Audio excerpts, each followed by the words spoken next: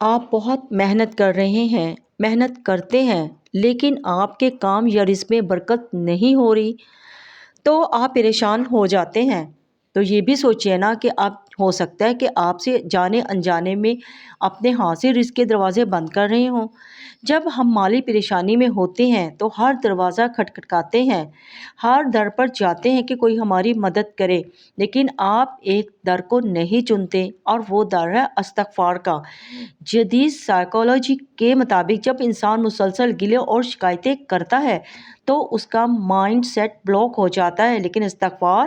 اور شکر گزاری آپ کا وہ رزق سپورٹ سسٹم ہے جو آپ کے بند دماغ اور بند راستے دونوں کو کھول دیتا ہے۔ اللہ پاک نے قرآن میں فرمایا ہے فَقُلْتُ اسْتَغْفِرُوا رَبَّكُمْ إِنَّهُ كَانَ غَفَّارًا يُرْسِلِ السَّمَاءَ عَلَيْكُمْ مِدْرَارًا کہ اپنے رب سے معافی مانگو، وہ آسانیوں کی بارش برسائے گا اور تمہارے مال میں برکت دے گا۔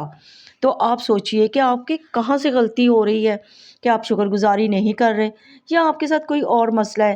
تو آپ اپنے رزق اور کام کی برکت کے لیے استغفار کا راستہ چنیے، کیونکہ یہ ایک ہی راستہ ہے جو آپ کو آپ کی برکت تک لے کے جا سکتا ہے۔